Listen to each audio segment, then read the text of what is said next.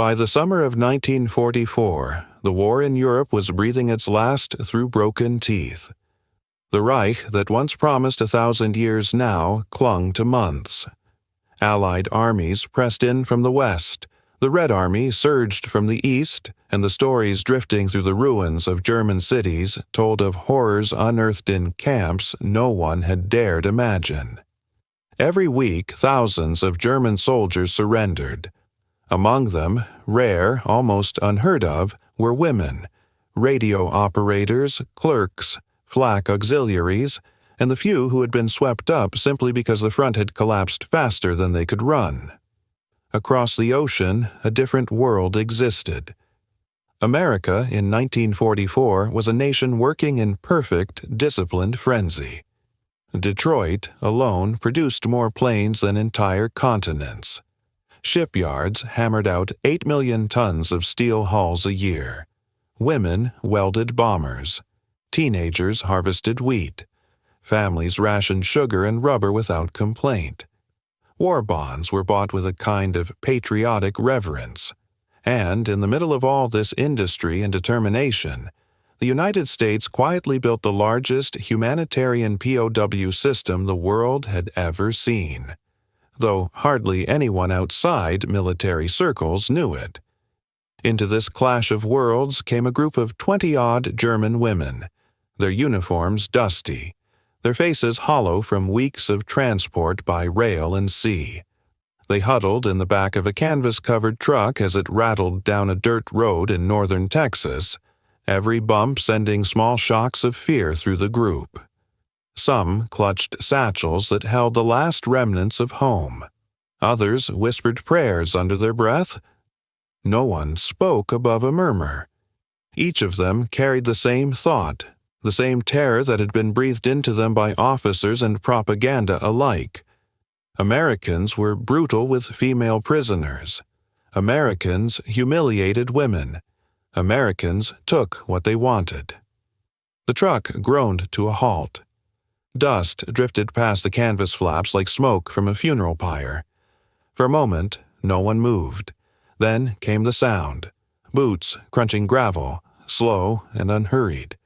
Not the crisp cadence of German guards, not the bark of an officer. Something else. The women stiffened.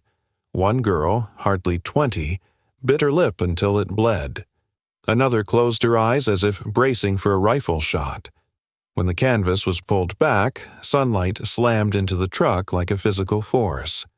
Texas light, raw, white, merciless, flooded their faces. They raised trembling hands to shield their eyes. What they expected to see were soldiers with rifles, dogs, perhaps a line of targets waiting for them. What they saw instead drove confusion through their fear like a wedge. A cowboy stood there. Not a soldier, not an officer. A cowboy, wide-brimmed hat, sun-scorched skin, boots coated with dust. He wasn't shouting. He wasn't even frowning. He simply stood with his hat in one hand, as if greeting visitors to his ranch. Behind him stretched a scene so foreign it bordered on unreal. Fences, open fields, shimmering under fierce heat. And then, movement. Horses, not wild, not distant, but saddled. Ready. Their reins looped neatly over fence posts. 20 or more of them, standing patiently, tails swishing. For a few seconds, the German women could not process what they were looking at. Their world had been smoke, rubble, collapsing front lines, the sharp commands of men terrified of losing control. This, sunlight, open sky, and horses, felt like a hallucination brought on by exhaustion. The cowboy cleared his throat. His German was rough, shaped by someone who'd learned it from a neighbor, or maybe an old ranch hand who once came from Europe. "Ladies," he said, "welcome to Texas. Watch your step." No chains, no shouting, no weapons leveled at their backs. One of the older women gripped the wooden side of the truck so hard her knuckles whitened. She didn't climb down. She simply stared, her breath caught somewhere between terror and bewilderment. The cowboy seemed to understand the paralysis. He held up his hands gently. "It's all right," he said. "You're safe." The words meant nothing to them. Safety was not a word that had belonged to their world for a very long time. The first woman finally climbed down. Her boots hit the dirt with a soft thud. She swayed, half from heat, half from disbelief. Another followed, then another. Soon they stood in a small cluster outside the truck, clutching their bags like shields. The cowboy nodded toward the horses. "Today," he said, still searching for the right German word, "you ride." The phrase landed like a blow. Several women blinked rapidly. One frowned as though she'd misheard. Another shook her head in disbelief. "Ride?" They exchanged confused glances. In their training, they had heard stories of American humiliation rituals, marching prisoners in circles, forcing them to perform chores for amusement. Was this some kind of prelude? A cruel joke? But the cowboy simply gestured toward the saddled horses with the calm patience of a man who had worked with nervous animals his whole life. "Come," he said softly. "We teach you." One woman choked back a sound, half sob, half laugh, because none of it made sense. In Europe, the war was devouring cities. In the Pacific, entire islands were turning to ash. And here, in Texas, the first thing the Americans did with female prisoners of war was offer them a horse. It was impossible not to feel the gulf between the world they had left and the world they stood in now. The women looked again at the cowboy, at the horses standing in the sun, at the strange absence of cruelty. And for the first time since their capture, their terror loosened, just slightly, into something else. Not hope, but confusion sharp enough to feel like wonder. Because in that moment, as the dust swirled around their boots and the sky opened wide above them, one truth began to dawn inside them, quiet and terrifying in its own way. These Americans were nothing like the monsters they had been taught to fear, and for any American listening generations later, it is almost impossible not to picture the men of that era, tough, sunburned, steady, standing where that cowboy stood, treating their enemy with a dignity that asked for nothing in return. The greatest generation did not think of themselves as noble. They simply did what seemed right. And on that day in 1944, doing what was right meant this: "Ladies, today we ride." They had been taught to fear Americans long before they ever saw one. For years, the radios in Germany crackled with warnings. "Amerikaner foltern Frauen," the announcers said in grave, urgent voices. "Americans torture women." Leaflets pinned to barrack walls showed grotesque caricatures of U.S. soldiers, hulking, cruel, depraved. In training halls, officers whispered darker stories still, tales never written down because even the telling felt like a contamination. Captured German women sold to black regiments, paraded in brothels, stripped of dignity before being executed. Propaganda had a way of rooting itself deepest when someone was already desperate. And by 1944, Germany was desperate. Cities burned, food vanished. Mothers cut bread crusts into thirds to make them seem larger. Boys of 16 were issued rifles and sent to crumbling front lines. Girls barely older were handed signal books, radio codes, and told their service was for the fatherland. But behind the slogans was fear, naked, unvarnished fear. When the front collapsed in France and the Allied advance swept through villages like a tide, no one felt more exposed than the young women in auxiliary uniforms.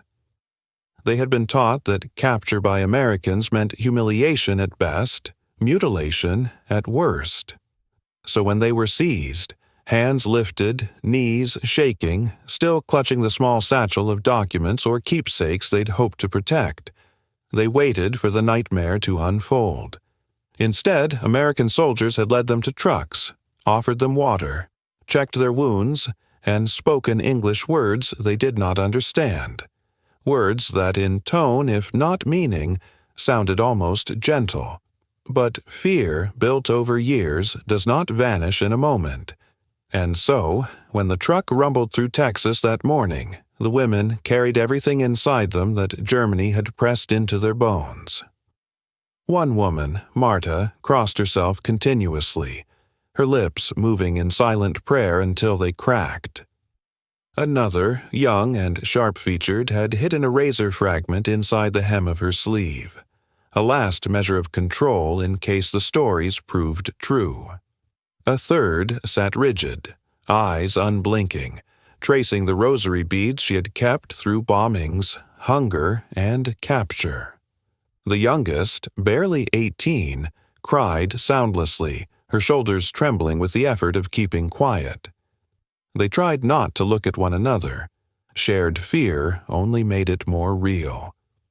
When they finally stepped off the truck and saw the horses, confusion collided with terror, producing something even more volatile. One of the cowboys approached with a leather bridle in hand. His boots crunched the dust. His movements were slow, deliberate, meant to calm. He held out the bridle as if showing them a harmless tool. To him, it was nothing more than a gesture of introduction. To them, it was the beginning of a ritual they had imagined in nightmares. The woman nearest to him recoiled so violently she nearly fell backward. Her scream tore out before she knew she'd made it. A raw, jagged sound born from months of fear and exhaustion. She thought he was offering a noose, thought he meant to slip it over her head, drag her behind a horse, make an example of her. "Nein! Nein!" she cried, shielding her throat with both hands. The cowboy froze, bridle suspended in midair, eyes wide in shock. The last thing he had expected was terror. He took a step back, palms raised. "Whoa now," he murmured, though she couldn't understand a word. "It's just a bridle, ma'am, just for ridin'." But to her, those words were wind. She collapsed to her knees, sobbing so hard her shoulders shook. Another POW, standing behind her, whispered frantically, "Sie wollen uns hängen. They want to hang us." She staggered sideways, pressing her back against the wooden fence, searching for an escape that didn't exist. The cowboy looked between them, utterly bewildered. He turned to his partner, lowering his voice. "What in the hell scared 'em like that?" They didn't know that in Germany, children had been taught to draw pictures of American soldiers as giants with claws. They didn't know that entire regiments had been told surrender meant dismemberment. They didn't know that these women had spent the last month expecting their deaths every morning they woke. All the cowboys saw were women trembling with a terror too deep to fake. Then came the second collapse. A tall woman near the back, Ingrid, the former radio operator, took one look at the horses, then at the cowboys standing with bridles in their hands and her legs buckled. She hit the ground hard, knees in the dirt, her breath coming in frantic gasps. "This is it," she whispered. "For der Erschießung, before the execution, they make us ride first. A show." Two other POWs knelt beside her, one rubbing her back in small, helpless circles. But Ingrid only shook her head, tears streaking the dust on her cheeks. "What kind of people are they?" she cried. "Why toys? Why this game?" The cowboys stepped backward again, exchanging glances thick with concern. They'd worked cattle all their lives, had weathered droughts, storms, and the long quiet of empty plains. But nothing in their world had prepared them for this raw, primal fear in the faces of 20 women. One cowboy removed his hat, running a rough, calloused hand through his hair. "These ladies think we're fixin' to hurt 'em," he muttered as if saying it aloud might make sense of it. Another shook his head. We ain't done nothing but stand here." But fear does not need reason. It grows where reason cannot reach. Behind the group, one woman pressed a small blade against her own wrist, just enough to know it was still there. Not to use it, not yet, but to reassure herself that if the worst rumors proved true, she could choose her own ending. A guard farther off saw the glint of metal and stepped forward quickly, but the cowboy nearest him raised a hand, stopping him. "Don't spook 'em more," he said quietly. "They're scared out of their minds." Nothing in the scene, wide sky, open pasture, sunlight on saddles, made sense to the German women. It was too calm, too open, too civilized. They'd expected blood, shouting, chains. Violence had structure. Violence could be anticipated. Kindness, even the hint of it, was harder to survive. One woman tried to stand and failed. "Warum?" she whispered. "Why pretend to be gentle?" The cowboy closest to her crouched slowly, keeping his distance, speaking with a softness that belonged more to front porches than prisoner camps. "No one's going to hurt you," he said. "You're safe here." Again, they couldn't understand his English, but the tone reached them, and that, more than anything, frightened them further. To be spoken to kindly by a captor was unimaginable. It felt like deception, or madness, or the prelude to something worse. The cowboys straightened, silent, taking in the tremors running through each woman's shoulders. They had known many kinds of fear in their lives: fear of storms, fear of rattlesnakes, fear of losing cattle to a harsh winter. But this fear was different.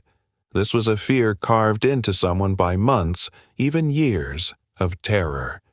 And standing there, watching these women break beneath the weight of memories they couldn't see, the cowboys felt something shift inside themselves. Confusion gave way to sympathy, and sympathy in turn gave way to a heavy, unspoken understanding. Whatever these women had endured before reaching Texas, it had been bad enough to make gentleness feel like a threat. For an American hearing this story generations later, the scene carries a weight that sinks behind the ribs. It is almost impossible not to feel a swell of tenderness for the women who arrived so frightened they couldn't tell a rope from a weapon. And impossible not to feel pride, too. Quiet, enduring pride, in the men who stood there, steady as fence posts, trying to reassure people who had been taught to hate and fear them. In that moment on the Texas dirt, two worlds stared at each other across the chasm propaganda had carved. One filled with dread, the other with bewildered compassion. And though none of the women knew it yet, the fear that consumed them now would soon become the doorway to a revelation that would alter the rest of their lives. For a moment, the cowboys did nothing. They simply stood there, letting the storm of panic settle. Men who'd spent their whole lives working cattle understood when to push and when to wait. And this, whatever it was happening before them, was not something to push against. When the trembling eased just a little, one of them, a broad-shouldered man named Roy, took a slow step forward. He moved the way he approached skittish horses, steady, deliberate, not hiding his hands. He pointed at the nearest mare, a calm bay with kind eyes, and spoke in English as if tone alone could bridge the language gap. "Her name's Daisy," he said softly. "She ain't ever hurt a soul." The women stared at him, wide-eyed.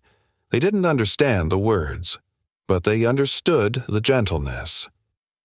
Roy lifted his hand and touched the mare's neck, stroking down the crest in long, smooth lines. Then he pointed to his palm, then to one of the POWs. Ingrid, the tall radio operator whose legs had nearly given out earlier. Ingrid shook her head violently at first, but Roy didn't force her. He simply repeated the gesture, patient as stone, until her panic loosened into confusion. Finally, with a breath that sounded more like surrender than courage, she extended her hand. The mare lowered her head and breathed warm air over Ingrid's skin. The woman froze. Then something in her face shifted, fear loosening its grip just a fraction. Roy nodded encouragingly. "See? She likes you." None of them knew what he meant, but they heard the warmth in his voice. And something inside them eased. Cowboys began spreading out then, moving toward the women in small pairs, each holding a horse's reins. They offered saddles like invitations, not commands. One cowboy knelt to adjust a stirrup so a shorter prisoner could reach it. Another showed how to place a foot in the iron loop, tapping lightly so the woman understood. They demonstrated posture by sitting tall and rolling their shoulders back. It was a strange choreography. German women, stiff with disbelief, American cowboys, patient to the point of tenderness, and the hot Texas sun bearing witness to the collision of two realities. At one point, a woman named Lotta was persuaded, gently, wordlessly, toward a pale buckskin gelding. She placed one foot in the stirrup, pushed up awkwardly, and immediately lost her balance. Her hands flew out, reaching for anything that would keep her from falling. Before she hit the ground, an arm caught her at the waist. "Easy now," the cowboy murmured, holding her steady until she regained her footing. Lotta stared up at him in shock. No officer in Germany had ever steadied her like that.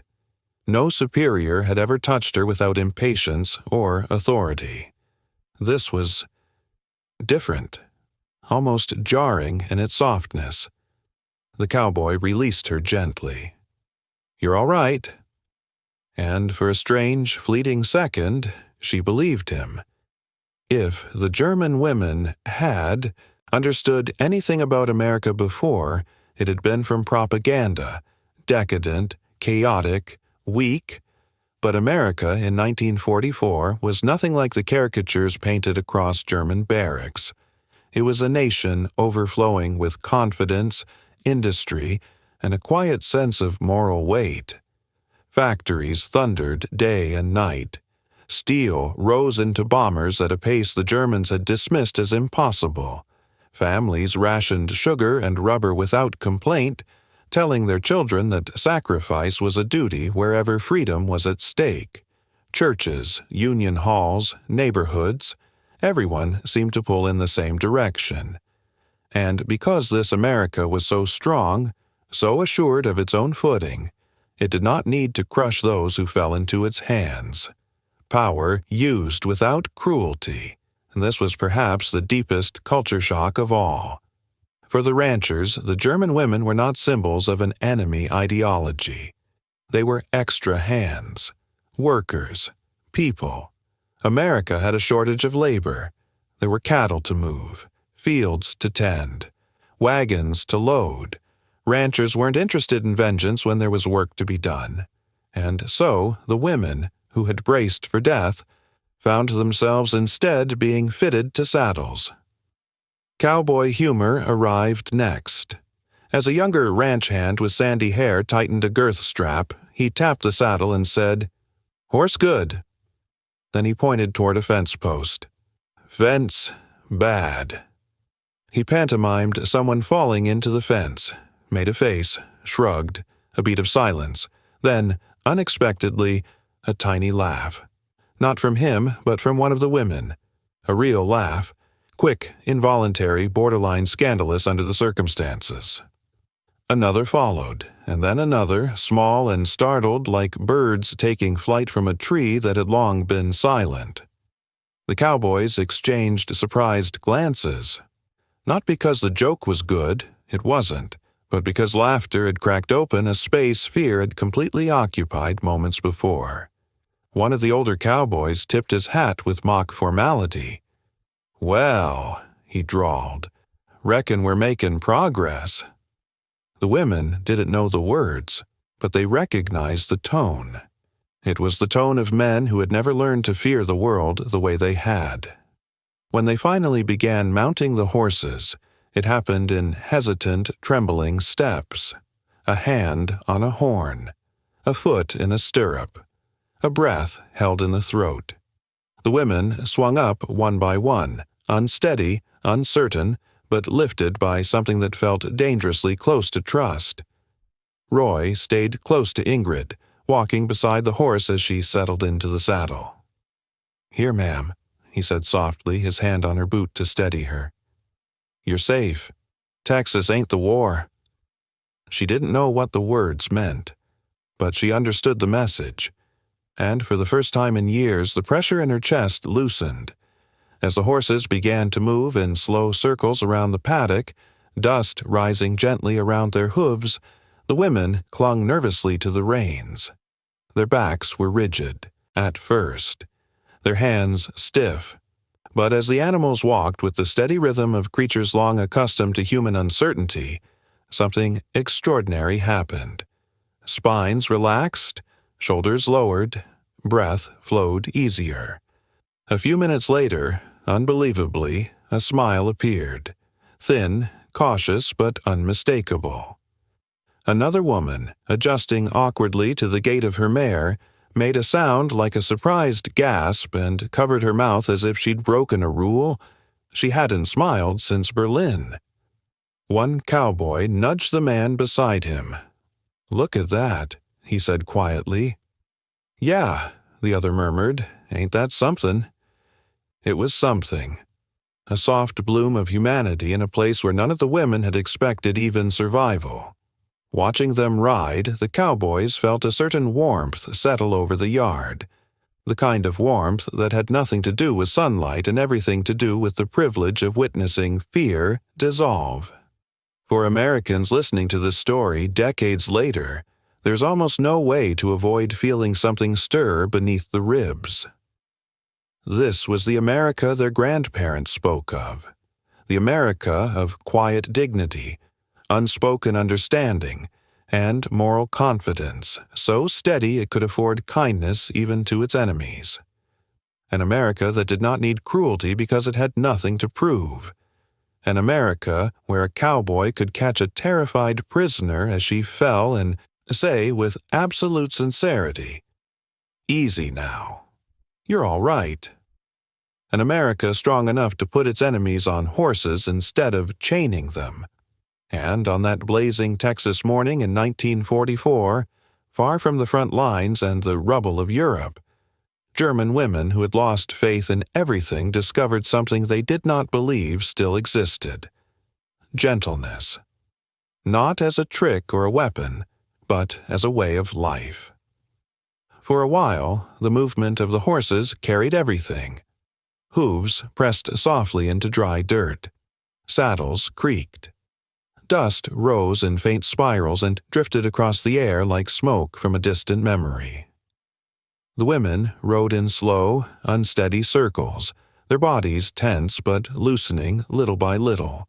The cowboys walked beside them, offering patient hands when reins slipped or stirrups rattled under nervous boots. It would have stayed like that, quiet, tentative, strangely peaceful, if not for Elise. She had mounted one of the gentler horses, a little mare with a steady, forgiving gait. At first she clung to the saddle horn with both hands, her breath coming in shallow bursts.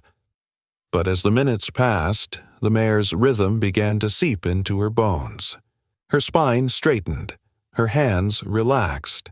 The corners of her mouth softened, as if some invisible fist around her chest had finally unclenched. Then, suddenly, Elise stopped riding. Not the horse, she did. Her body froze, her gaze drifting upward toward the wide Texas sky.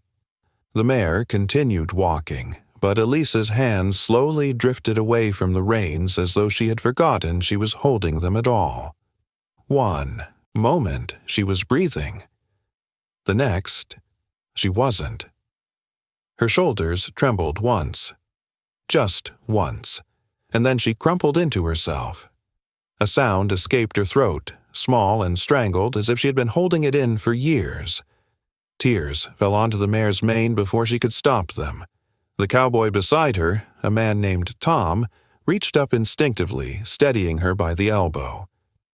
"Ma'am, you all right?" he asked gently. She shook her head, hard. The tears came faster now. Tom tightened his grip just enough to keep her from sliding off the saddle. The other women watched her, first in shock, then in something darker, recognition. They knew what was happening. They felt it churning inside themselves, too. Elise tried to speak, but the words collapsed on her tongue. Her lips trembled, her chest heaved, and her hands clutched at nothing. Finally, between gasps, she choked out a question in German. The interpreter, a young private who had been lingering nearby, stepped closer. Elise's voice broke as she repeated herself. "Warum? Warum tun Sie das? Why are you doing this? We are the enemy." The interpreter swallowed, glancing at Tom. Tom removed his hat. He stood there, dust settling on his boots, eyes softening in that quiet way Texans had when faced with someone's pain. "Ma'am," he said slowly, in a tone the interpreter barely needed to translate, "war makes enemies. But people are just people." When the words were translated, Elise closed her eyes and wept. Not the thin, restrained crying of someone trying to keep dignity. This was a collapse, pure, unguarded grief. The grief of years, of bomb sirens in the night, of letters that never arrived, of a brother lost near Kursk, of a mother crushed under the rubble of a bakery while Elise hid in the next room. The grief of being treated as nothing more than a uniform, a symbol, a tool. The kind of grief that only rises when someone finally treats you like a human being again. Her crying spread like a ripple. First Lotta, her jaw trembling, breath hitching in sharp little bursts. Then Marta, hands shaking uncontrollably, rosary beads slipping from her fingers. Then the youngest, barely a woman at all, covering her face with both hands, shoulders shaking with the force of everything she had held silent since the war began. Within moments, the paddock was filled with the sound of women breaking open. Some cried quietly into their palms. Others sobbed openly, their bodies folding as if the weight of their memories had suddenly become unbearable. It was not fear, not anymore. It was release. The collapse of a dam held too long against a flood. The cowboys froze. Not one of them had expected this. They were men of the plains, used to storms, to hardship, to cattle panicking during lightning strikes. But this was something deeper, rawer, sacred in a way none of them had the language for. Tom kept one hand lightly on Elise's ankle so she wouldn't fall. Another cowboy, Roy, stood silently beside Ingrid's horse as she cried into her sleeve, unsure whether to comfort her or simply bear witness. The youngest hand, barely 20, removed his hat and held it against his chest, throat working as he tried to swallow his own rising emotion. These were not men who cried easily, but seeing their enemy, these young women who looked like their own sisters, wives, cousins, collapse in such desperate gratitude and confusion, carved something into them that would stay for the rest of their lives. One woman slid off her horse entirely, sinking to her knees in the dirt. She pressed her hands to her face, whispering through her tears, "Ich verstehe die Amerikaner nicht. I do not understand the Americans." She said it again, louder this time as if the ground itself might answer. "I do not understand." Her sobs were so full of bewilderment that it seemed to shatter whatever composure remained in the others. The sound of crying swelled, echoing across the paddock, carried lightly by the dry Texas wind. And the cowboys, these rough sunburned men, did nothing but stand there, quiet, unmoving, respectful. They did not interrupt, did not try to hush the women, did not fidget or avert their eyes. They simply let the moment be what it was, because instinctively they understood this wasn't a breakdown to be stopped. This was a breaking open that needed to happen, a moment in which an entire world, the world these women had been taught to believe, came crashing down, a world where Americans were monsters, where kindness always hid a blade, where enemies stayed enemies forever. None of it survived that morning, not after real gentleness touched them. Not after men they'd been told would torture them instead stood silently while they cried themselves empty.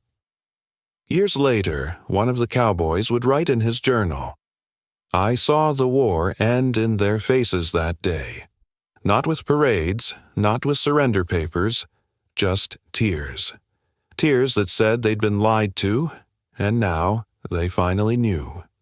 For Americans listening to this story now, it's hard not to feel something swell in the chest, the kind of pride that's heavy, not boastful, the pride of knowing that even in war, their grandfathers chose decency over ease, compassion over cruelty. And for Germans who hear it, especially descendants of those prisoners, there's a different feeling, a soft, grateful ache. Because on that hot Texas morning, across oceans and ideologies, something true happened. Humanity reached out, and was met, finally, not with fear, but with tears. When the tears finally quieted, the cowboys didn't rush anyone. They let the silence stretch, long and steady like the horizon itself. The women sat on their horses or knelt in the dust, faces raw from emotion, still shaken by the weight of what had just broken inside them. The men stood nearby, hats off, hands at their sides, not out of ceremony, but out of something simpler: respect. It was Tom who finally spoke, the same cowboy who had steadied Elise earlier. He cleared his throat, shifted his weight, then said in plain English, "My daddy always told me, if you got real strength, you don't need cruelty." The interpreter translated softly. The words hung in the air like a truth that had been waiting years to be heard. Elise looked up at him through swollen eyes, trying to understand the shape of a nation through the voice of one quiet man. To the German women, America had been an abstraction, half rumor, half nightmare. But standing in that dusty paddock, with the sun casting gold over horses and fences and the men who treated them without malice, they began to glimpse the truth of where they had landed. America in 1944 was a country that had never known invasion. Its fields were full. Its factories thundered night and day. From Detroit to Pittsburgh, smokestacks lit the sky as steel poured into the molds of bombers, tanks, and ships. The numbers were staggering: 96,000 aircraft built in a single year, one every 5 minutes. 8 million tons of ships rolling out of coastal yards, more than the entire Axis combined. It was a nation working with one giant unified heartbeat. Men fought overseas. Women manned the factories. Children collected scrap metal. Churches prayed. Newspapers praised sacrifice rather than celebrity. The country was enormous, confident, and, most important of all, sure of its own moral footing. That certainty shaped everything, including how it treated the people who had arrived here as enemies. The Germans didn't know it yet, but they had entered the most humane POW system ever designed. Part of it was strategy. American commanders understood that well-treated prisoners meant fewer desperate last stands, fewer suicide charges, fewer boys dying in trenches when surrender could save them. If word spread through German ranks that American captivity meant survival, not torture, then battlefields would empty faster. Letters from camps, censored but unmistakably calm, became tools of psychological warfare. But that was only part of the story.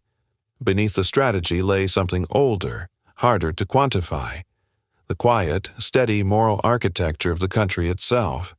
In many American homes, Bibles sat open on tables worn smooth by generations. Phrases like "love thy neighbor" and "do unto others" weren't slogans. They were instructions for living. The cowboys, who now stood awkwardly beside sobbing prisoners, had grown up hearing those words long before they learned to rope cattle or mend fences. To them, cruelty wasn't just wrong. It was beneath them. And then there was national pride, not the loud kind shouted from podiums, but the private kind carried in the bones. Americans had a self-image to protect. They were determined to win the war without mirroring the darkness they were fighting. They refused to become the kind of nation that starved its prisoners or treated women like spoils. It wasn't softness. It was identity. A moral line drawn so firmly that even war could not erase it.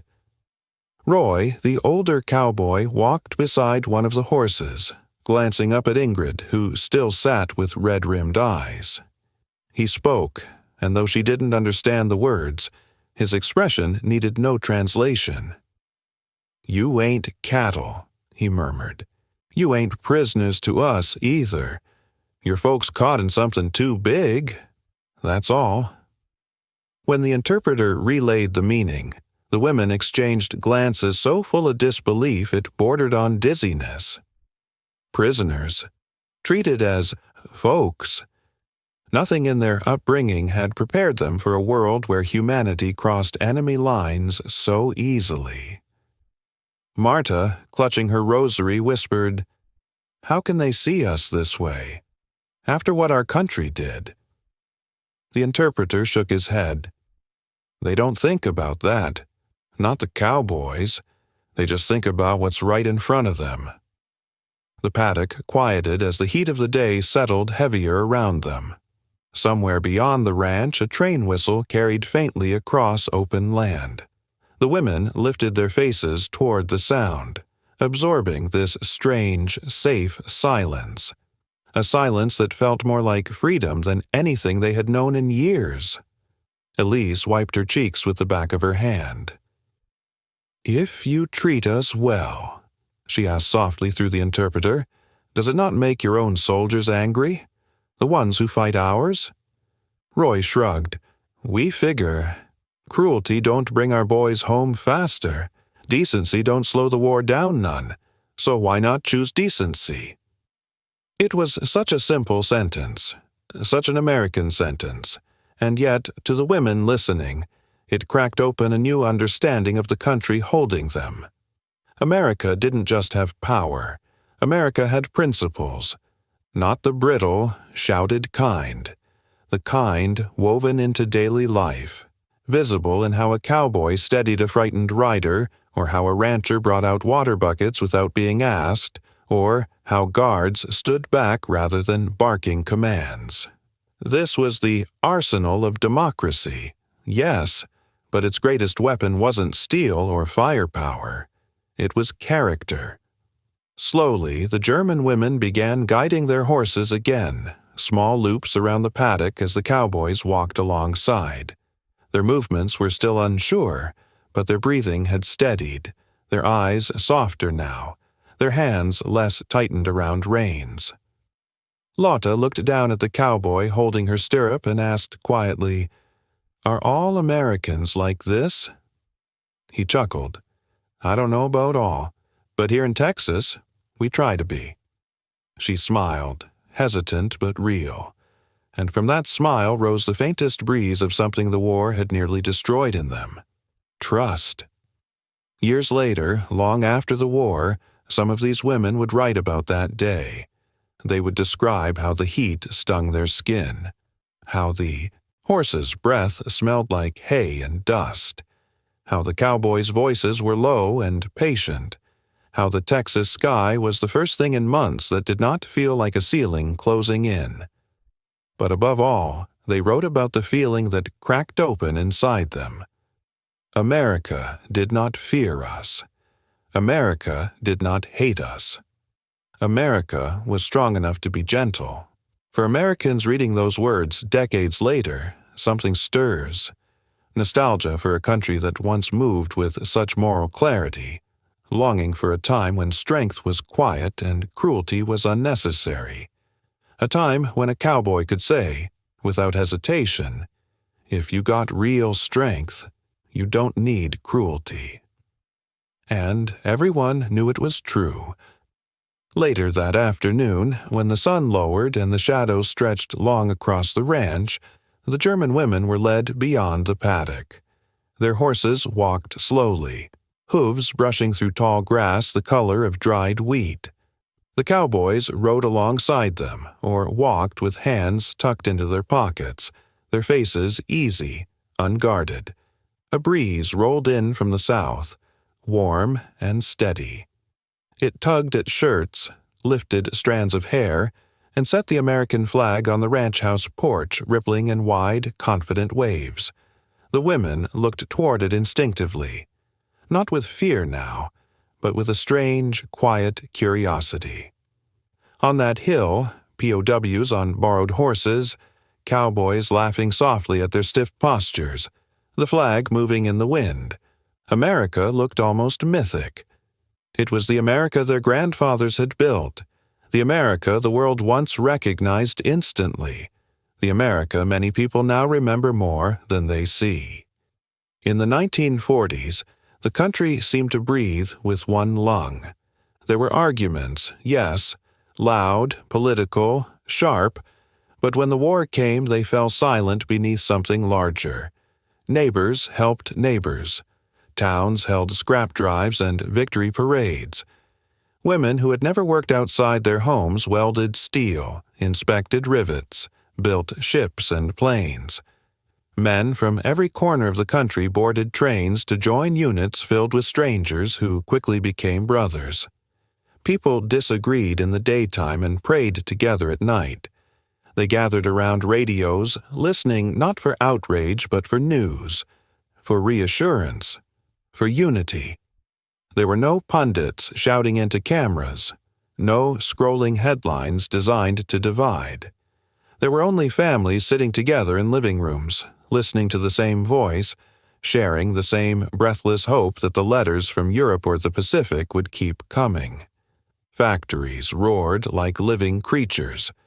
Church bells rang on Sundays. American towns smelled of coal, hot bread, and something like earnestness. Despite rationing, despite fear, despite the cost of war, people trusted one another, trusted their institutions, trusted the idea, imperfect but magnificent, that the country was a force for good. It was a nation confident enough to treat its prisoners with humanity, confident enough to believe kindness was strength, confident enough to know that decency was not weakness, but identity. The Cowboys represented that America more clearly than anyone else. Lean men who spoke little, worked hard, and believed in fairness the way they believed in sunlight, steady, unquestioned, woven into the day. As the horses continued across the field, the scene became something almost cinematic. A line of German women slowly gaining balance atop their mounts, cowboys riding beside them, laughter rising in small bursts, dust curling around hooves, the flag still waving in the distance. It was a picture of two worlds touching gently, a picture of what America once looked like at its best. And it stands in stark contrast to the America the women's grandchildren and the Cowboys' grandchildren would inherit decades later. Because the America of now is different, not ruined, but complicated, louder, more fractured. Today, arguments rarely end. They only pause before flaring again. The trust that once ran like a river through towns and families has thinned. Neighbors avoid certain topics. Strangers resent each other on sight. Politics has become a battlefield of its own. Factories that once screamed with life now stand hollow in many places, their windows broken, their steel frames rusting under quiet skies. Towns that once housed thousands of workers now have main streets lined with empty storefronts and faded signs. People watch screens more than each other. They fear more than they hope. They doubt more than they believe. And perhaps most painfully they forget, often without meaning to, what their grandparents knew instinctively, that a nation is strongest not when it crushes others, but when it lifts them. None of this was spoken aloud that day in Texas. The Cowboys didn't compare eras. They lived in theirs. The German women didn't foresee the future. They were too busy trying to understand the present. But for the modern listener, watching the women ride across golden fields, hearing the soft laughter between languages, and seeing the flag ripple above a ranch alive with purpose, it's impossible not to feel a tug inside the chest. A tug that whispers, "We used to be like this. We used to move in the same direction. We used to know who we were." And the question rises naturally, gently, painfully. What did we lose along the way, and can we ever find it again? The answer is not given. The story does not preach. The scene does not condemn. It simply shows two Americas side by side, the America of 1944, unified, confident, industrious, compassionate even to its enemies, and the America of today, weary, divided, searching for the moral clarity that once seemed as abundant as Texas sunlight. The contrast is not a lecture. It is a reflection in still water, a reminder that the greatness people yearn for did not come from power alone. It came from character, from the way men treated strangers, from the way communities stood together, from the way a cowboy could look at a frightened prisoner and see not an enemy, but a person. And as the horses carried the German women across that quiet field, something in the heart of the listener stirs with a deep, almost aching nostalgia. Not for the war, not for the struggle, but for the unity, for the certainty, for the way America once seemed to know itself. And long after the story ends, one thought remains, hanging softly like dust in the evening air. We were better once. We could be again. Elise left Texas in the spring of 1946, months after the war had ended. The ship that carried her home slid across the Atlantic through calm waters, its wake stretching behind like a long, quiet farewell to a country she had arrived in as a trembling enemy and departed from as something else entirely. In her small canvas satchel, she carried only two things that had survived both the war and the camp. A worn photograph of her family home in Dresden, now gone, and a thin notebook filled with pages she had written during her time in America. On the final night of the crossing, she sat alone on the deck, wrapped in a gray blanket, the cold biting gently at her cheeks. She opened the notebook and wrote a line that came to her as easily as breathing. "I came to America as an enemy, and I leave as a human being put back together." She paused, the ocean whispering below, then added, "Freedom does not begin with a passport. It begins the moment someone treats you like a person." It was a simple thought, plain and unadorned, but it carried the truth that had reshaped her life. Germany in 1946 was a landscape of broken bricks and shattered futures. Cities lay flattened, industry gutted, families scattered. People lined up for bread, for coal, for news of missing sons. Elise returned not to a home, but to ruins that smelled of dust and cold rain. For months she lived with distant relatives, surviving on ration coupons and willpower, searching for work that didn't exist. Yet something inside her had changed. The darkness she expected to return to, rage, hatred, despair, never came. The kindness she had seen in Texas had taken root too deeply. When neighbors whispered that Americans were occupiers, she shook her head. When people cursed the enemy, she remembered the hands that steadied her on a saddle. When someone spat that surrender was shame, she remembered the cowboy's words. War makes enemies, but people are just people. She had gone to America, defeated. She returned to Europe alive. Not because the war had spared her, but because the country that captured her had chosen not to hate her. Elise was not the only one. Across Germany, former POWs, men and women, began writing memoirs about their captivity in the United States. Their stories were strange to readers in a nation still raw with grief.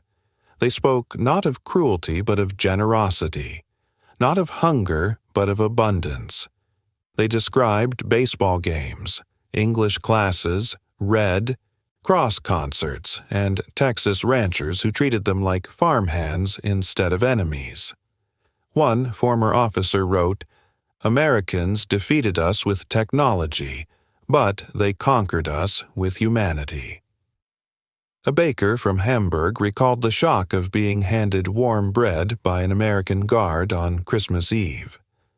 A mechanic from Bavaria wrote about the first time he tasted chili when assigned to a ranch near San Antonio.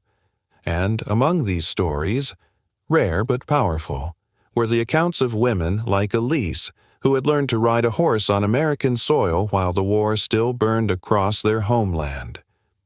For many, the memory of America became an anchor, something solid and decent to hold on to while rebuilding lives out of rubble. Decades passed. Germany healed, families rebuilt, and the generation that had lived through the war began to fade, their memories tucked inside boxes in attic corners, inside diaries wrapped in twine, inside the hearts of children who listened to stories around kitchen tables. But some memories refused to fade. In the late 1990s, long after Elise had passed away, her granddaughter, Anna Fisher, discovered the notebook in a wooden chest. The pages were yellowed, soft around the edges, the handwriting sharp and elegant. Anna was 22, roughly the same age Elise had been when she first climbed onto that horse in Texas. Reading the words, she felt something crack open inside her. She had grown up hearing only fragments, that her grandmother had been a prisoner, that she had returned thin and sickly, that she never spoke harshly of the Americans. But the notebook told another story altogether, a story of fear turned to gentleness, of gentle hands on a bridle, of strangers who saw a young German woman as more than a uniform, of a moment when kindness pierced through years of war and propaganda and let light in again. Anna closed the notebook and booked a flight to the United States. When she arrived in Texas, she rented a car and drove along endless stretches of flat highway, the sky large and unforgiving above her. The landscape looked nothing like Germany, raw, open, honest in a way that startled her. When she reached the old ranch, now smaller, partly converted into a historical site, she walked the grounds in silence. An elderly man greeted her at the fence line. He was the grandson of one of the original Cowboys. "You're one of the German families, aren't you?" he asked. "We get a few every year now." Anna nodded, unable to speak for a moment. Then she finally said, "My grandmother wrote that if it weren't for the Cowboys here, she would have died from despair. I came to say thank you." The old man's eyes softened. He tipped his hat the way his grandfather might have. "Well, ma'am," he said gently, "we were just doing what was right." The ranch's small museum sat inside a former bunkhouse. The walls were lined with photographs, cowboys in worn leather boots, POWs smiling shyly. Beside horses, groups of men and women posing awkwardly in front of barns. Amid the artifacts was a glass display case containing personal items donated by former prisoners. Inside it lay a slim notebook, its cover faded, its pages filled with German script. The label read, Diary of Elise Fischer, POW at Camp Hearn, written 1944-1946. Anna leaned closer, breath catching as she read the final line on the open page. They did not chain us. They put us on horses, and that changed everything. She pressed her fingers to the glass, not in grief, but in reverence. For Americans who walk through that museum today, something profound often happens. They read those words, the words of an enemy soldier who found her humanity restored not by leniency, not by forgiveness, but by unexpected compassion, and a quiet pride rises inside them. Not the loud patriotism of parades or slogans, the deeper kind, the kind that wells up when you realize your ancestors chose kindness when cruelty would have been easier. Because the greatest generation didn't win the war only with factories or firepower. They won it with decency, with discipline, with a belief that doing the right thing mattered, even toward those they had been told to fear. And long after the last veteran passes, long after the last POW story fades from living memory, one truth will still echo across the plains of Texas, carried by wind that never quite forgets. They were better humans than the war required them to be, and that, more than anything, is why they won. For the listener today, that truth lingers, soft but insistent. I want to be that kind of person. I want my country to be that kind of country again,